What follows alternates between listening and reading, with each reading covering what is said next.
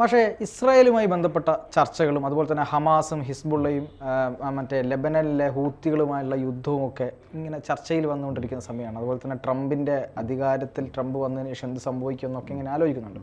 പക്ഷേ ഇതിനിടയിൽ ചർച്ചയാകുന്ന മറ്റൊരു രാജ്യമാണ് ഇറാൻ.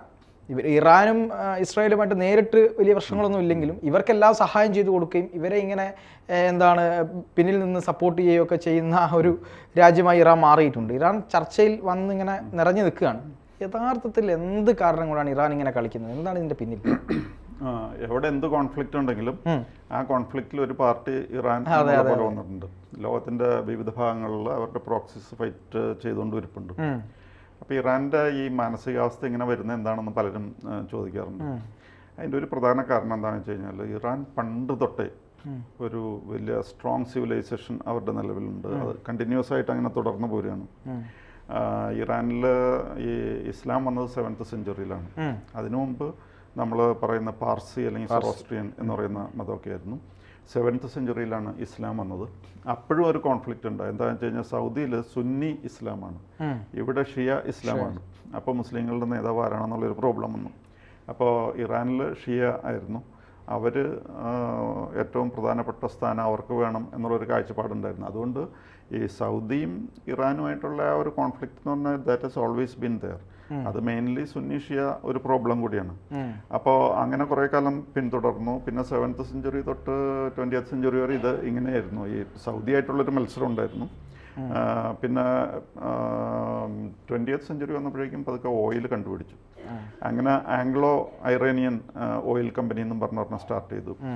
അപ്പോൾ ബ്രിട്ടീഷുകാരാണ് അത് ഡിസ്കവർ ചെയ്തെങ്കിലും ഇറാൻ പതുക്കെ പണക്കാരായി മാറാൻ തുടങ്ങി. ഇഷ്ടംപോലെ എണ്ണപ്പണം വന്ന് കുമിഞ്ഞുകൂടാൻ തുടങ്ങി കഴിഞ്ഞപ്പോൾ ഇഷ്ടംപോലെ അവർക്ക് ശക്തിയായി പണവുമായി കാര്യങ്ങളൊക്കെ ആയി. അപ്പോൾ ഇറാന് തോന്നി ഈ ബ്രിട്ടീഷുകാരാണല്ലോ ഓയിൽ ഡിസ്കവർ ചെയ്ത്, അവരുടെ കെയർ ഓഫിലുള്ള കമ്പനിയാണ് ആംഗ്ലോ ഐറേനിയൻ കമ്പനി എന്ന് പറഞ്ഞാൽ. അപ്പോൾ അവരെ അങ്ങോട്ട് പതുക്കെ ഇവിടെ നിന്ന് മാറ്റി എല്ലാ കമ്പനികളും നാഷണലൈസ് ചെയ്തു. അന്നത്തെ നേതാവായിരുന്ന മൊസാദിഖ് എന്ന് പറഞ്ഞിട്ട് ആൾ. പക്ഷേ അത് കഴിഞ്ഞപ്പോൾ അദ്ദേഹത്തെ പുറത്താക്കിയിട്ട് ഷാ റീസ പഹ്ലവിയുടെ ഭരണം അവിടെ വന്നു. അത് വെസ്റ്റേൺ കൺട്രീസിൻ്റെ സപ്പോർട്ടോടെയായിരുന്നു. അത് ഒരു 1/4 സെഞ്ച്വറി അദ്ദേഹം ഭരിച്ചു. 1971 വരെ അങ്ങനെ പോയി. പ്രത്യേകിച്ച് പ്രശ്നമൊന്നുമില്ലായിരുന്നു. ഇഷ്ടംപോലെ ഓയിൽ മണി. അപ്പോൾ ഓയിൽ റിച്ച് കൺട്രി ആയിട്ട് മാറി സമാധാനപരമായിട്ടും വളരെ വെസ്റ്റേണൈസ്ഡ് ആയിട്ട് പ്രോഗ്രസീവായിട്ടൊക്കെയാണ് പോയിക്കൊണ്ടിരുന്നത്. പക്ഷേ 79 വന്നപ്പോഴേക്കും അവിടെ ആയത്തുള്ള റൂഹുള്ള ഖുമൈനി വന്നു, അധികാരം പിടിച്ചെടുത്തു. അപ്പോൾ ആയത്തുള്ള റൂഹുള്ള ഖുമൈനി എന്ന് പറഞ്ഞാൽ വാക്കിൻ്റെ സാധാരണ നമ്മൾ പേരിനെയൊക്കെ പറ്റി പറയുമ്പോൾ പേരിൽ എന്തിരിക്കുന്നു എന്ന് പറയും. പക്ഷേ ഇദ്ദേഹത്തിൻ്റെ പേരിന് എനിക്ക് തോന്നുന്നു അവിടുത്തെ നാട്ടുകാർ അതേപോലെ തന്നെ അതേ അർത്ഥത്തിൽ തന്നെ എടുത്തു. ആയത്തുള്ള എന്ന് പറഞ്ഞാൽ സൈൻ ഓഫ് ഗോഡാണ്. റൂഹുള്ള എന്ന് പറഞ്ഞു കഴിഞ്ഞാൽ soul, SOUL, soul of God എന്നാണ്. അത് ആ ലിറ്ററൽ സെൻസിൽ തന്നെ അവിടുത്തെ ആൾക്കാർ എടുത്തിരുന്നു എന്നാണ്. അദ്ദേഹം വന്നു കഴിഞ്ഞപ്പോൾ ആൾക്കാർക്കൊക്കെ എന്തോ ഒരു യൂഫോറിക് കണ്ടീഷനിലായിരുന്നു. പരമാത്മീയാചാര്യനെ പോലെ. അതെ, അവർക്ക് സമനില തെറ്റിപ്പോണ പോലെ, നിയന്ത്രണം ഇല്ലാത്ത പോലെ, ഒരു ഡെലീറിയം എന്നൊക്കെ പറയും, ആ കണ്ടീഷനിലായിരുന്നു. അങ്ങനെ വന്നു. അതാണ് പിന്നത്തെ ഒരു സ്റ്റേജ്. അതിനുശേഷം എന്ത് പറ്റിയെന്ന് പറഞ്ഞു കഴിഞ്ഞാൽ അവിടെ ഭയങ്കര ടെൻഷനായി. കാരണം ആദ്യം തന്നെ അവർ ചെയ്തത് അവിടുത്തെ സ്റ്റുഡൻസ് പോയിട്ട് അമേരിക്കൻ എംബസി പിടിച്ചെടുത്തു, അവരെ ഹോസ്റ്റേജസ് ആയിട്ട് വെച്ചു. 444 ഡേയ്സ് അങ്ങനെ തുടർന്നു. പിന്നെ മാത്രമല്ല അവിടെ എപ്പോൾ നോക്കിയാലും death to America, death to Israel എന്നൊക്കെ വിളിച്ചു പറഞ്ഞ് എപ്പോഴും ഒരു യുദ്ധത്തിന്റെ അന്തരീക്ഷം പോലെയായിരുന്നു. ഭയങ്കര ഭീകരത സൃഷ്ടിക്കുന്നു. അതെ, വർഗീയതയുടെ പരമ കഷ്ട എന്നൊക്കെ പറയും, ആ കണ്ടീഷനായിരുന്നു. പിന്നെ അങ്ങനെ ഈ അമേരിക്കൻ എംബസിയെ 444 ഡേയ്സ് അങ്ങനെ പിടിച്ച് ജാമ്യ തടവുകാരായിട്ട് വെച്ചിരുന്നു. പിന്നെ അതിനുശേഷം ഇറാനും പിന്നത്തെ സ്റ്റേജ് എന്ന് പറഞ്ഞാൽ ഇറാനും ഇറാഖുമായിട്ടുള്ള വാറാണ്. അതങ്ങനെ കുറേ വർഷം, 8 വർഷത്തിൽ കൂടുതൽ നീണ്ടു നിന്നോണം. അത് പ്രത്യേകിച്ചൊരു ക്ലിയർ വിന്നർ എന്ന് പറയാനായിട്ട് രണ്ടു കൂട്ടർക്കും സാധിച്ചില്ല.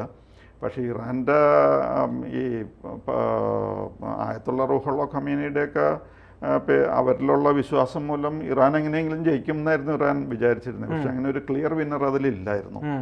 അപ്പം അതിലും ഇറാന് അല്പം അടി പറ്റി. പിന്നെ അങ്ങനെ അമേരിക്കയുമായിട്ട് പ്രത്യേകിച്ച് സംഭവബഹുലമായ സാഹചര്യങ്ങളൊന്നുമില്ലായിരുന്നു.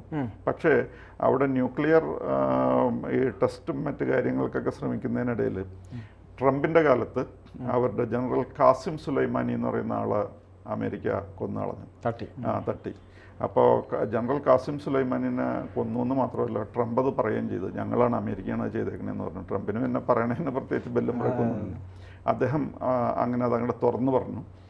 അപ്പോൾ അമേരിക്കയായിട്ട് പിന്നെയും മത്സരമായി. പിന്നെ അതിനിടയ്ക്ക് ഇപ്പോൾ ഈ ഇസ്രായേൽ ഗാസയിലേക്ക് പ്രവേശിച്ചതോടുകൂടി അങ്ങനെ ഒരു പ്രശ്നം. അപ്പോൾ ഇതെല്ലാം ഇറാനെ മറ്റുള്ളവരെയൊക്കെ ശത്രുക്കളായിട്ട് കാണുന്ന ഒരു രീതിയിലേക്ക് മാറ്റി. സിറിയയിലും ഇറാഖിലും ലബനോണിലും യമനിലും പിന്നെ ഗാസ, വെസ്റ്റ് ബാങ്ക് മുതലായവിടത്തൊക്കെ ഇറാൻ്റെ പ്രോക്സികൾ നിന്ന് ഈ ആക്രമണ ത്വരയാണ് പ്രകടിപ്പിക്കുന്നത്. അത് ഇസ്രായേലിനെതിരെ മാത്രമല്ല, അവിടെ സൗദി അറേബ്യക്കെതിരെയും ആക്രമണങ്ങൾ നടത്തുന്നു. സൗദി യമൻ പോരാട്ടത്തിൽ അവിടെ ഹൂത്തികളാണല്ലോ 2 ലക്ഷത്തോളം ആൾക്കാർ മരിച്ചു എന്നാണ് പറയുന്നത്. അങ്ങനെ എപ്പോൾ നോക്കിയാലും ഓരോരോ പ്രശ്നങ്ങളായിട്ട് ഇറാൻ നടക്കുകയാണ്. പിന്നെ ഇപ്പോൾ വന്നിരിക്കുന്ന പ്രശ്നം എന്ന് പറഞ്ഞാൽ ഗാസയുടെ പ്രശ്നം വന്നപ്പോൾ ഒന്നും കൂടി അവർ ആക്റ്റീവായി. അപ്പോൾ അതിനിടയ്ക്ക് ഇസ്രായേലാണെങ്കിൽ ഇവരുടെ ഷിയ നേതാക്കന്മാർ ഓരോരുത്തരായിട്ട് അല്ലെങ്കിൽ ഇവരുടെ മറ്റ് ഈ ഹിസ്ബുള്ള, ഹൂത്തി എന്നൊക്കെ പറയുന്ന ഗ്രൂപ്പിൻ്റെ നേതാക്കന്മാരായിരുന്നവരൊക്കെ ഒന്നൊന്നായിട്ട് കൊന്നൊടുക്കി ഇസ്രായേൽ. അതായത് ഇബ്രാഹിം റൈസി, അതായത് ഇറാൻ്റെ പ്രസിഡന്റ് പോയി, പിന്നെ ഹാനിയെ പോയി, അത് ഇറാനിൽ വെച്ച് പോയി, പിന്നെ ഫുവാദ് ഷുക്കൂർ എന്ന് പറയുന്ന ആൾ പോയി, നാസറുള്ള, പിന്നെ സിൻവാർ, അങ്ങനെ ആരൊക്കെ നേതാക്കന്മാരുണ്ടോ ഈ പാർട്ടീസിന്റെ. നസറുള്ള കൊല്ലപ്പെട്ടതിന് ശേഷം ഇപ്പം ആയത്തുള്ള അലി ഖമനൈ അദ്ദേഹവുമായി ബന്ധപ്പെട്ട് അദ്ദേഹം വന്നതിന് ശേഷം കുറച്ചും കൂടെ ഇത് രൂക്ഷമായോ ഈ ഒരു അല്ല, ആയത്തുള്ള ഖമനൈ വരുന്നത് ഇപ്പോഴത്തെ ഈ ആയത്തുള്ള വരുന്നത് ആയത്തുള്ള റൂഹുള്ള ഖമനൈ മരിച്ചതിന് ശേഷമാണ്. അതിപ്പോൾ കുറേ വർഷങ്ങളായി. ആയത്തുള്ള റൂഹുള്ള ഖമനൈയുടെ അത്രയും ഇൻഫ്ലുവൻസ് ഇദ്ദേഹത്തിന് ഇല്ല ശരിക്കും ഖമനൈ. കാരണം ഖമനൈ ഈ ആയത്തുള്ള റൂഹുള്ള ഖമനൈ വരുമ്പോൾ ദൈവത്തിൻ്റെ തനി ആളായിട്ടാണ് കണ്ടിരുന്നത്. എന്തോ ദൈവിക ശക്തിയുള്ള ആളെ പോലെയായിരുന്നു. പക്ഷേ ഈ ഇറാഖുമായിട്ടുള്ള യുദ്ധത്തിൽ വിജയം നേടാനാകാത്തതുകൊണ്ട് അദ്ദേഹത്തെ പറ്റി അദ്ദേഹം ഒരു മനുഷ്യനാണെന്ന് പതുക്കെ അവിടുത്തെ ജനങ്ങൾ തിരിച്ചറിഞ്ഞു. അതുവരെ ദൈവത്തിൻ്റെ സ്വന്തം ആളെന്നുള്ള രീതിയിലാണ് വിചാരിച്ചിരുന്നത്. പിന്നെ ഇപ്പോഴുള്ള ആള് ഖമനൈ, അദ്ദേഹം മനുഷ്യനാണെന്ന് തന്നെ അറിയാമെന്ന് തോന്നുന്നു ആൾക്കാർക്ക്. എന്നാലും ദൈവത്തിൻ്റെ പ്രതിപുരുഷൻ എന്നുള്ള രീതിയിലൊക്കെയാണ് കാണുന്നത്. പക്ഷെ അദ്ദേഹത്തിന് വളരെ ഗുരുതരാവസ്ഥയിലാണ് എന്നൊക്കെയാണ് രോഗം ബാധിച്ചിരിക്കുകയാണ്, ഇനി അധികം നാളില്ല എന്നൊക്കെ ഉള്ള രീതിയിൽ പറയുന്നുണ്ട്. പിന്നെ അദ്ദേഹത്തിൻ്റെ മകനായിരിക്കും അടുത്ത ആയത്തുള്ള എന്നൊക്കെ അങ്ങനെ കേൾക്കുന്നു. അതിലും ചില വിവാദങ്ങളൊക്കെ ഉണ്ടായിരുന്നു അല്ലേ? വിവാദങ്ങളിൽ പെട്ടിട്ടുണ്ട്. അപ്പോൾ അതുകൊണ്ട് ഇപ്പം ഈ ആയത്തുള്ള ഖമനയുടെ ഇനിയിപ്പോൾ അധികം നാൾ പ്രതീക്ഷിക്കാനില്ല എന്നുള്ളതാണ് കാഴ്ചപ്പാട്. ഈ ഇറാനുമായി ബന്ധപ്പെട്ട് ഇറാൻ്റെ ഒരു ഇപ്പം ട്രംപ് അധികാരത്തിലൊക്കെ വന്നതിന് ശേഷം ഈ ഇസ്രായേൽ അങ്ങനെ വിടുന്നില്ല. ഇപ്പം ഹിസ്ബുള്ളക്കെതിരെയൊക്കെ വളരെ കൃത്യമായിട്ട് അങ്ങനെ ആക്രമണം നടത്തിക്കൊണ്ടിരിക്കുന്നുണ്ട്. ഹിസ്ബുള്ള ഇപ്പോഴും ഇസ്രായേലിനെതിരെ ആക്രമണം നടത്തുന്നുണ്ട്. അപ്പം എന്തായിരിക്കാം ഇനിയിപ്പോൾ ഒരു ഭാവിയിൽ, അതായത് ട്രംപ് വന്നതോടുകൂടി ഇറാൻ്റെ ഒരു നെക്സ്റ്റ് അവസ്ഥ എന്തായിരിക്കും? അല്ല, ഇപ്പോൾ ഈ ട്രംപ് വന്നതോടുകൂടി ഇസ്രായേൽ ഒന്നുകൂടി ആവേശത്തിലും ഉത്സാഹത്തിലുമാണ്. അപ്പോൾ ഇസ്രായേലിനെ സംബന്ധിച്ചിടത്തോളം ഇങ്ങനെ അവർക്കെതിരെ ആക്രമണം വരുമ്പോൾ അത് അടിച്ച് നിരപ്പാക്കുക, നിരത്തുക, അടിച്ച് ഇല്ലാതാക്കുക എന്നുള്ളത് മാത്രമേ അവർക്ക് മാർഗമുള്ളൂ. കാരണം അവർക്കിനി വേറെ രാജ്യങ്ങളൊന്നുമില്ലല്ലോ. ജൂതന്മാർക്കൊരു രാജ്യമുള്ളൂ. അപ്പോൾ അത് വിട്ടിട്ട് വേറൊരു സ്ഥലത്തേക്ക് പോകാൻ അവർക്കില്ല. അപ്പോൾ അവർക്ക് എങ്ങനെയായി കഴിഞ്ഞാൽ ഇങ്ങോട്ട് വരുന്ന ആക്രമണത്തെ അടിച്ച് തീർത്താലേ അവർക്ക് നിലനിൽക്കാൻ പറ്റുള്ളൂ. അങ്ങനെ കഴിയാതെ ഉള്ള ആൾക്കാരൊക്കെ നശിച്ചു പോയിട്ടുണ്ട്. ഇപ്പോൾ വേറത്തെ രാജ്യങ്ങളെ പറ്റി ചിന്തിക്കേണ്ട, ഇറാനിലെ മാത്രം കാര്യം ആലോചിച്ചാൽ മതി. ഇറാനിലെ ജനം എന്ന് പറഞ്ഞു കഴിഞ്ഞാൽ ആദ്യം അവിടെ ഈ ഇസ്ലാം 7th സെഞ്ച്വറിയിൽ വരുന്നതിന് മുമ്പ് അവിടുത്തെ ജനം എന്ന് പറഞ്ഞാൽ പാർസികളായിരുന്നു, സൊറോസ്ട്രിയൻസ്. അതായത് നമ്മുടെ JRD ടാറ്റയും അതേപോലെ മാനക്ഷ, സുബിൻ മേത്ത, പാൽക്കിവാല, ഗോദ്രേജ് ഒക്കെ മുതലായ ആൾക്കാരുണ്ടല്ലോ. അവിടെ നിന്ന് ഓടി വന്ന് കുറച്ച് പേര് ബോംബെയിൽ വന്ന് പെട്ടു. അവർ ഇന്ത്യയിലെ ഏറ്റവും ടോപ്പ് ആൾക്കാരായിട്ട് മാറി.